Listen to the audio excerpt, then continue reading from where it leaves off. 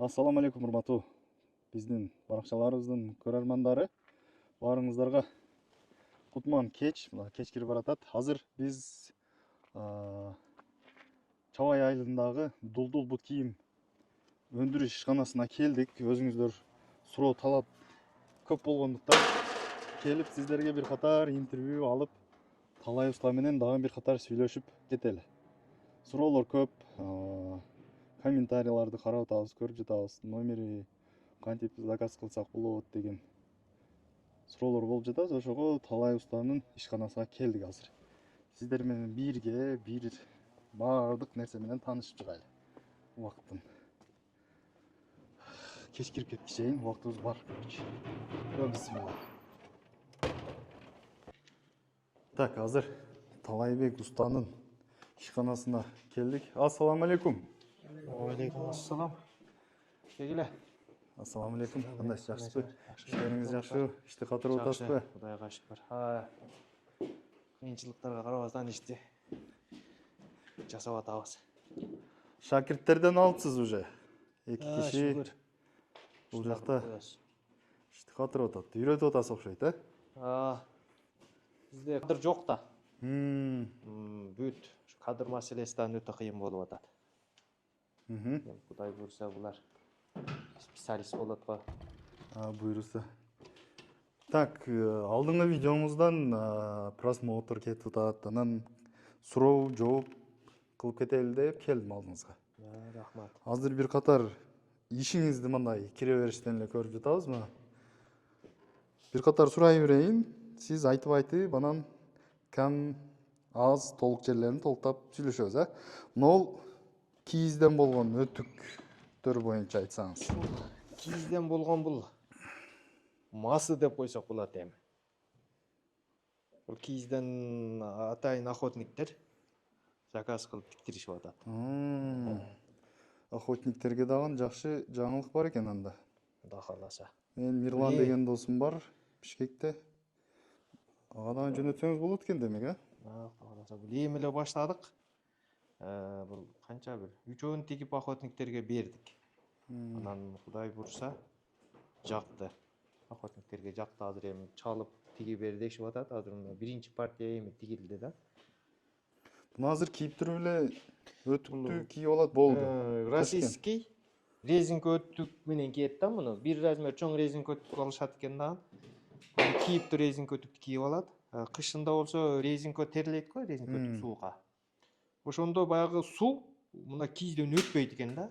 Бул кийиздин жакшылыгы ошол экен. Буту куп-кургак жүрөт экен. Жаңы роматизм, сууг өткөн, буттары бышарып кеткен болбойт да бул. Анан өтө суук жерде дагы бут үшүбөй жакшы жүрөт дейт. Валенка сыяктуу эле. Эс алып отуруп калган жерде валенка масынын түзүлүшүнөн тигилди да. Булар эзим азыр калыпка салып туруп формага чыгарсак, Кудай кааласа. Бул жакшы экен. Биринчи партиялары бүтүп атат. Так, андан кийин бир четтен башлай берели. Биз мына Лоропияна бул окуучу балдардыкы.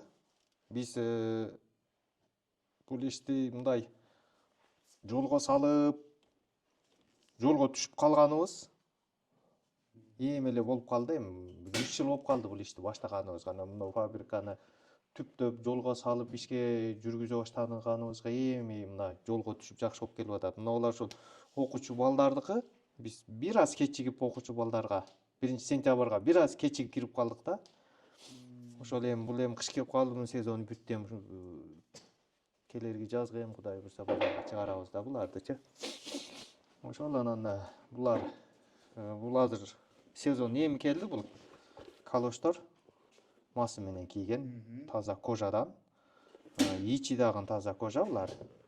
Көпчүлүгү мех коюп коет, мех коюлган дагы. Жерде бирөө бар эди, бар бекен?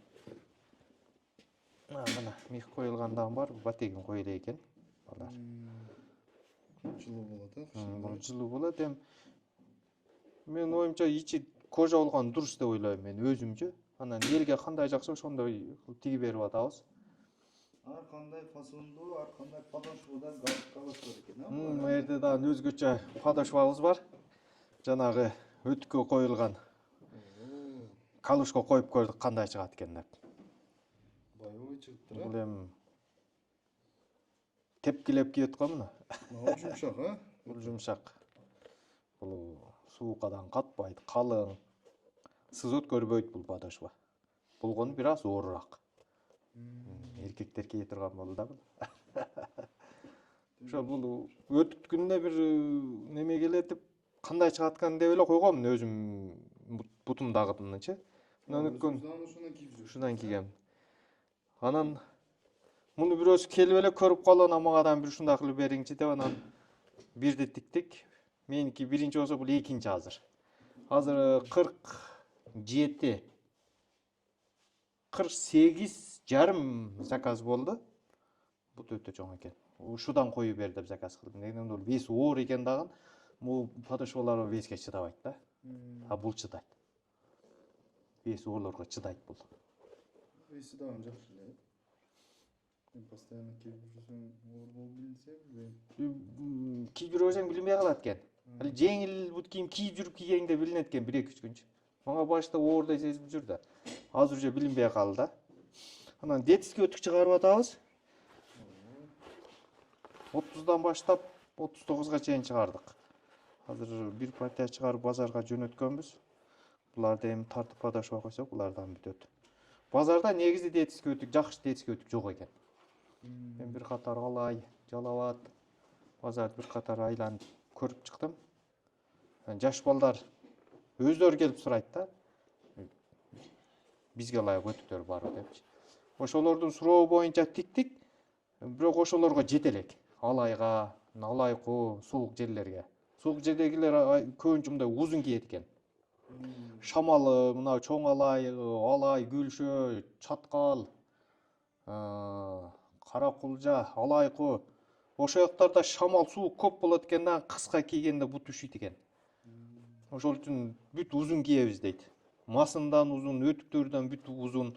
Анан подошвасы моундай подошва болсун деп суранышып атат Тайбашка, кышкыгачы. жакшы заказдар жакшы эле экен бизде, э? Жакшы, Кудай буйрса. Кайсы подошвада ар кандай көрүнүш экен, э? Кроссовка. Кроссовка. Подошвасы Ева подошва, эң жакшы подошва ушулчу. Евалар.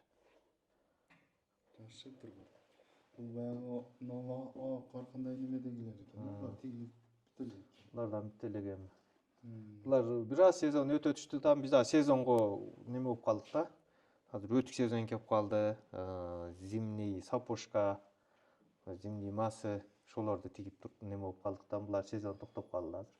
Бааларын өтө көп сурап турду, мисалы, бунун деле баасын айтып атчы, бунун баасын айтып атчы, бунун баасын айтып атчы. Мына Ева подошва коюлган кроссовкалар 2,5 миң сомдон. Ошону эле Полвертан коюлгандар 2300. Булар мынау фасондогулар, кроссовкага окшогон фасондогулар, булар 1400дөн штучный сатканыбыз. Эгер оптумга чыга турган болсок, түшүп сүйлөшөбүз. Магазиндер чыкса уже башка баадан түшүп бересиз. Түшүп беребиз. Бардыгын сүйлөшүп түшүп беребиз бала. Эмне дегенде оптум башка, өзүнчө бир-бирден сатканда баа башка болот да. Бунун баасы уже өйдөрөөк болот. Бул подошва баасы кымбатыраак келгенчи. Бул расходу көп. Мисалга мынау ушул азыр канчага сатылат? Ушуну азыр 1600ге сатабыз. 1600га. 1600га. Оптумга болсо дагы түшүп. Түшүп беребиз. Кроссовкаңыз дагы өзүчө чыктыбы? Детский. Детский кроссовка бул. Мындан бир экөөнү эле тигип көрдүмчү. Бирок али подошва таппай калдым да, ошо ойдон туруп калдычы. Кичинекейлерге подошва кыйыныраак экен. Андан кийин бул жерде Анан мынау подошвадагы айырмасы бар. Мыналардан Ева подошва, калышка. Буларга караганда бир аз баасы өйдөрөөк болот. Булар 1600дөн. Ошол булдан баасы кымбатыраак алабыз да. Москвадан жана башка Россиянын булун бурчундан жазып турган да, бизге жөнөтөсүңөрбү, кантип жөнөтөсүңөр, алсак болобу. Бүгүн бирөөнү уктум, сиздин эле өтүгүңүздү Москвадан 2 штук сатып алып келиптир. Соседний айыл. Сизди билбей, тааныбай алып келсе, ушунасы тигип атыптыр. Өтүгүңүздү сатып алып келиптир да Россиядан. Бияка алып келеби? Россиядан алып келсе Кыргызстанда коңуш айылда тигип атыптыр. Аны укпадым. Немеге уктум да ошону. Россияга кандай барып калыптыр? Билбейм, эми өтүктү алгандар может Кыргызстандан эле магазиндерден алып Россияга алдырып, может Ошентип айланып калышы мүмкүн. Анан булар милицейский өтүктөр булар. Өтүк дейм да, сапожка. Ошо биягы микропорсуз өткөрбөйт, ысык өткөрбөйт. Өтө жакшы. Мына ошол органда иштегендер көп кийип атат. Ичи натуральный мех, койдун жүнү.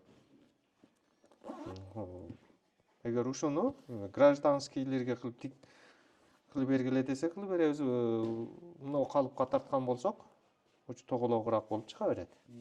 Ушу подошваны коюп беребиз. Эгер мындай подошва десе, мындай коюп беребиз. Булар дагы жаңы чыкты. Пол сапог. Булар кечеле подошва койдук. Өзү подошва коюлгандан кийин 1 сутка туруш керек экен өзү. Неместе технология калыбы менен туруш керек экен. Технология боюнча 1 сутка туруш керек экен. 1 суткада киле катыйт экен. Толук кургап, катып өзүгө келет экен да. Анан бизде көбүнчө дагы бир немеге көп көңүл бурбайт экенбиз. Биз эми ушу тармакка киргенден кийин түшүнүп аттык да. Биз көбүнчө сууга кийебиз дагы бут кийимди. Суу болгондон кийин печкенин үстүгө, паройлор үстүгө кургатабыз бут кийимди. Ошол туру кийбейт экен да. Бул ысыганда киле жумшайт экен. Анан жумшагандан кийин 1 суткадан кийин кийиш керек. Муздагандан кийин. Ысыгы да кийип кеткен болсо, бул подошва ажырап кеткени көбүнчө ошодон экен.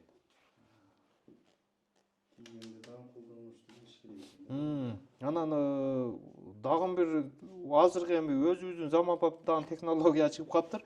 Ушул кожага биздин мына кадимки эле вазелинди сүртүп, кремдей кылып сүртүп туруп, анан баягы фен менен ысытса, баягы вазелин эрип, кожага сиңип кетет экен. Ошондо суу кирбейт. Мен жакшыбоодо өзүм жасап көрдүм. Өтө жакшы. Суу кирбейт, резиник өтүктей эле болуп калат экен кожа. Лайфхак экен да, колдондум суларга. Өтө жакшы болуп калат. Бир кожага кызыгып, кожа менен бут кийим кийип жүргөндөр ошону бир колдонуп көрсөңүздөр, өтө жакшы. Кожаны бузбайт экен. Качество берет экен кайтып. Биз көбүнчө баягы ич майды көп сүртөбүз. Ич май көбүрөөк сүрткөндө кожаны иритип берет. Жумшартып берет. Бир сүртүп койгонго эчтеке болбойт, кайра-кайра сүрткөндө кожанын немесин кетирип коет, күчүнүчү. Вазелин андай кылбайт экен. Анан күнүгө эле сүртө бербеш керек ушу. Карда, сууда көп кийиле турган болсо, 1 жумада 1, 2 жумада 1 сүртүп коюш керек экен. Мен ушу бут кийимди бир жолу эле сүрттүм. Даганам эле жакшы да, 3 жыл болду. Рабочий бут кийимди тепкилеп кийип атабыз. Ошол анан биякта дагы бир өтүгүбүз бар. Ичиге мех коюлган, койдун жүнү, подошва куйма. Бул дагы асты резина, тайбайт, катып калбайт, сынбайт. Өтө жакшы. Мына бул экөө немеси бир да, подошва менен качествосы бир. Болгон эле немеси, дизайнери башка да. Дизайнери башка. Жакшы экен. Жакшы. Туюк ичи жаңыдай клеткалары жок, бекем болот. Ушул өтүктөн эгер ушул базардагылар заказ бере турган болсо, көбүрөөк тигип беребиз. Берса өтүк. Кудай бурса бир өтүктү бүтүрүп атабыз, анан бүткөндө дагы бир көрсөтөбүз. Биякта мына духовкадан бышып бүткөн өтүктөрүбүз. Бул улакчы өтүктөр. Бул жери 4 кабат болду. Бияктан көрүнөр экен мына. 1, 2, 3, 4 кабат мына. Мындан анын ортосунда чатыр бар. Бу жери 4 кабат. Бул жери 3 кабат. Бул жери да 3 кабат, мына жамак 3 кабат болуп калат.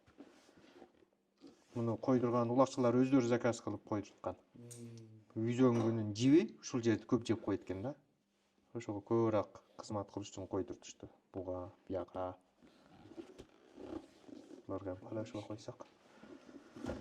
Сұрай берсем бүтөт. Так.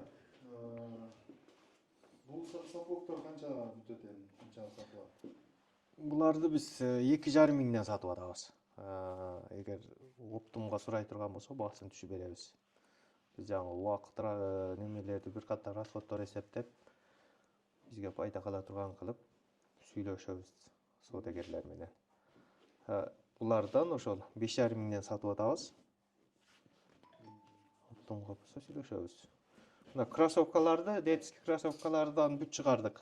Негизи базарда жаш балдарга неме жок, кожаный бут кийим жок.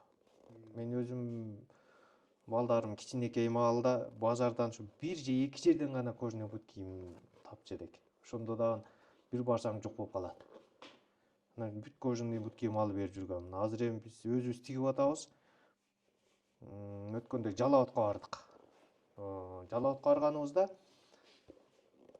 август ич каякта деңер деп сурагандар көп болду да. Эмне чыгып келдиңер депчи. Биз алып алдык, кожа жок, балдарга кожа жок деп. Анан жаңы жашоо жакшы, тыйыны жакшылар кайра дагы алышты да. Аргын ыргытабыз депчи. Муну кийгизебиз дешип.